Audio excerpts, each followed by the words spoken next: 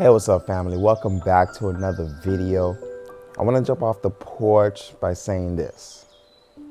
What's it going to take? What is it going to take?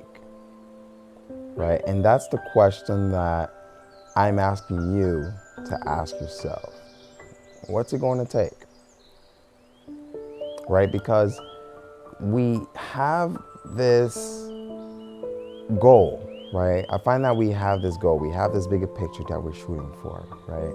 We have this idea. We have the ideal position, right? We would wake up with a six-figure idea, right? We'll wake up with a six-figure vision, seven-figure vision, and we ask ourselves, okay, how do I get there? Right? What's it gonna take to get there?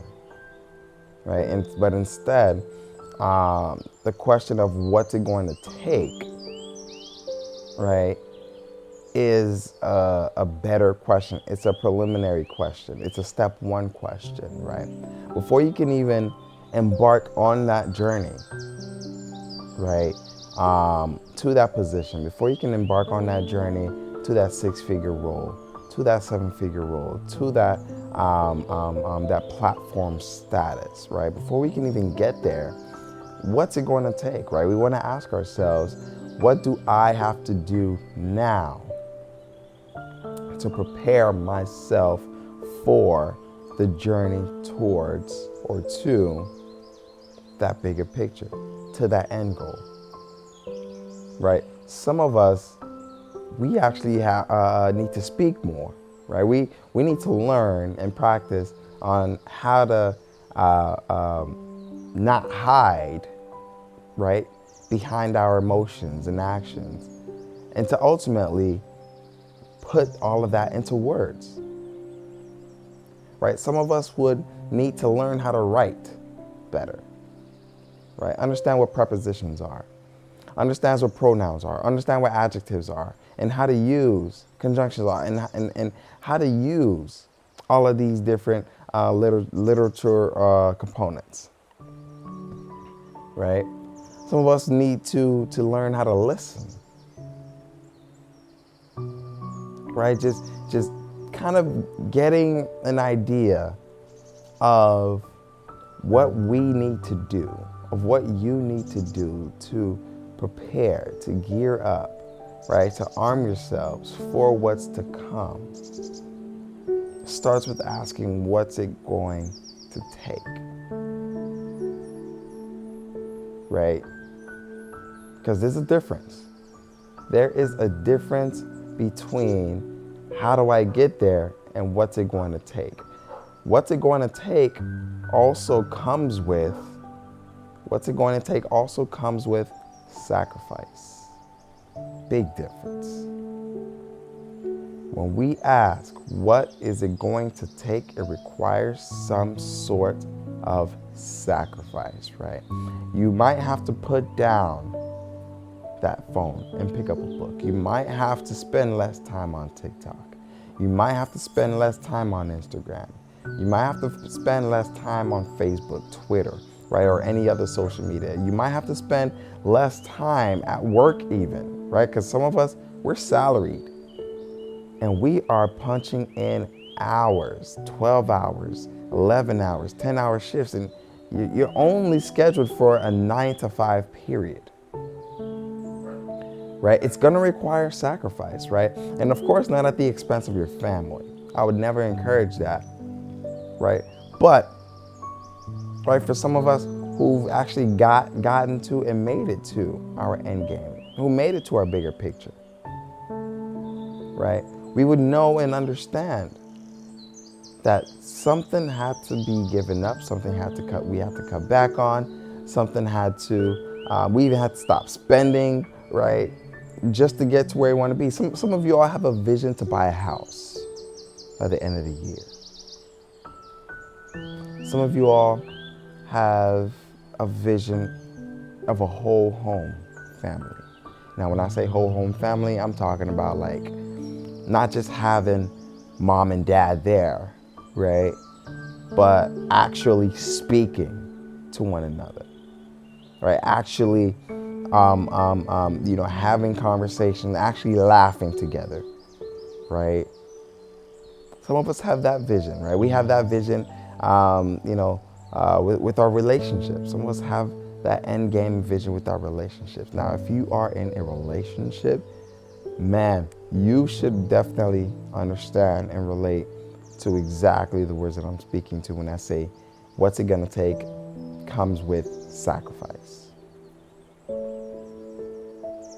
And the thing about relationships, right, while I'm on that topic, many times, right, and I think this kind of ties back to one of my previous videos. Many times we don't, some of us, I'm going to say minorities, right? Minorities, we don't grow up in a nuclear household, meaning mom's not there, dad's not there, right? We're either being raised by our fathers or we're being raised by our mothers, right? And when in a relationship, we feel like there's like a component missing, right? Let's say our partner is asking for one thing, and it's supposed to be, or traditionally, right? It's traditionally taught and learned, or it's learned and taught by our father figures, right? I grew up within a single parent household myself, right? My mom, there was three of us, right, at the time, me and two other brothers. I was the middle one, right? My mom at the time had to play and try to fill in both shoes, right? She was playing mom and dad. Was it easy? Now, looking back at it, it sure was not easy, right? I mean, granted, of course, me and my brothers, or my brothers and I, we, leaned on each other for, some things. And then other things, of course, mom had to step in, right? But I'm harping on this story because when it came time to step into a manly position now, right? I personally, I'm gonna say I struggle with it, right? And I struggle with it because there are different things and aspects in life or perspectives in life that kind of came about that I was not well versed on, right? And it would have been a heck of a lot easier if I had somebody to show me, right? And what am I talking about? I'm talking about relationships, right? I'm talking about relationships, right? I'm talking about even now, my marriage, right? I'm talking about raising my son, and that was one of my biggest fears, right? How do I raise a son when I was never raised by a father? Granted, God gave me a son, and here we are, right? Here I am. He gets so much love for me, of course, not neglecting my daughter. But ultimately, right, it took me having to sacrifice myself, I have to say, right? I had to sacrifice myself. I had to sacrifice my emotions. I had to sacrifice whatever I'm thinking, whatever I'm feeling, whatever anxiety that would have been coursing through me prior to having a child, right? I had to put all that on the back burner and just do it, right? I had to ask and question myself, okay, what's it going to take? And I want you to ask yourself, what is it going to take? Whatever that end game is, whatever that vision is, whatever that end goal is, what's it going to take, right? And it's one thing also, right? When we're asking ourselves, what's it going to take? It's also important to also have the right conversations. Because you can ask, what's it going to take, and then have the wrong conversations. What do I mean, right? Here's an example. It's like this. you're in a relationship, right? You're in a predicament. You're in some sort of position in life. You ask yourself, what's it going to take? And then you turn to that friend that can't relate. Let me say that, right? That can't relate. You turn to that friend that don't have the same outlook on life as you do. They don't look at life the same, right? They're not moving, or if anything, wanting to move the same, right? You ask yourself, what's it going to take? And you say, hey, this is what I'm trying to do. I'm trying to get here. I'm trying to get to Z, but I'm trying to figure out how do I go about taking on A through F, right? And I think relationship plays a really good example in this one. And they say, like, let's say you say, man, listen, I'm trying to get this girl to notice me. Or let's say you're in a relationship. Let's say I'm trying to make my relationship better, right? And you go to this person and they're like, man, listen, bump all that, you just need to put your foot down. Right? You just need to put your foot down, forget all that, right? And then it turns to, man, just put your foot down and you'll be all right. But what you gonna do about this game tomorrow, man? Right? Or what we doing tonight? Where we at tonight? Right? Having the right conversations, right? The right conversation of what's it going to take isn't what I should do. Right? It's not necessarily looking for what you should do. A better conversation on what's it going to take is, okay, what do I have to give up?